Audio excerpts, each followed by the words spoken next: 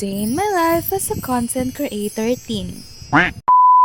So, dito nga pala, tinatali ko yung buhok ko para mamaya kulot yan. Siyempre, hindi ako magpapatalo. Meron yan outfit check, backless yan, te. Sino ka dyan? May collarbone sa likod. Collarbone? So, ngayon nga pala, sumama ko kila mama sa kanilang agenda. Today kasi yung adjustment ni mother. So, kung nagtataka kayo kung fake ba yung braces ni mama, hindi. Legit yan, guys. Mukha lang talagang peke, guys. Kaya nga pala ako sumama kila mother kasi maraming benefits yan. So, dito nga pala, hindi pa nagsisimula yung araw, haggard na gada ko. Tapos bigla daw nag-crave si Buntis ng donut. Kaya ako na lang yung nag-volunteer na bumili. Bug, siya pa ka-oily. Guys, hindi ako yung buntis Si mama yun.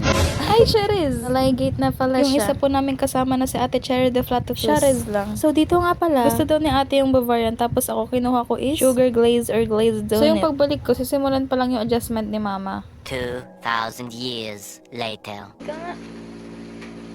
Anong kulay? Diba? Nakakatakot. Cheriz. So, next stop naman namin is maghahanap kami ng crib ni baby. Siyempre, marami kaming pinaghanapan. Nakaisang shop, dalawang shop, at pangatlong shop.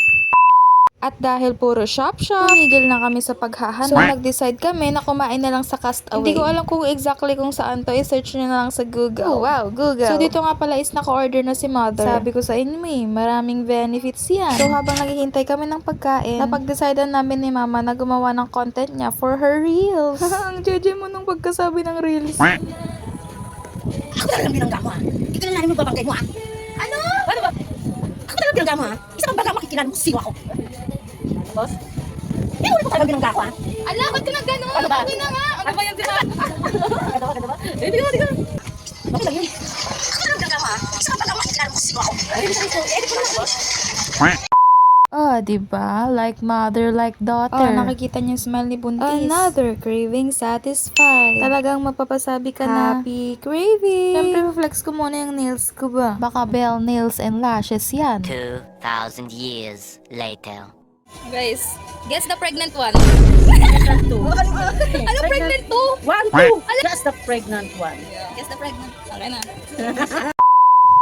Guess nyo kung sino yung pregnant doon. Comment down below. So, dito nga pala is bumibili na kami ng mga school supplies para ready na sa next pasukan. Last stop! So, yun nga, nag-crave na naman si Buntis. Uy, si Buntis na naman. Sharez lang, nag-crave na naman ako. So, yung last stop naman namin is sa breadwinner. So, yung binili naman namin dyan is ang bestseller nilang pandikoko. So, after that, gumagabi na. Tapos, parating na yung ulan. Kaya, nag-decide na kami na it's over. Uy. So, the mini vlog ends here. Bye!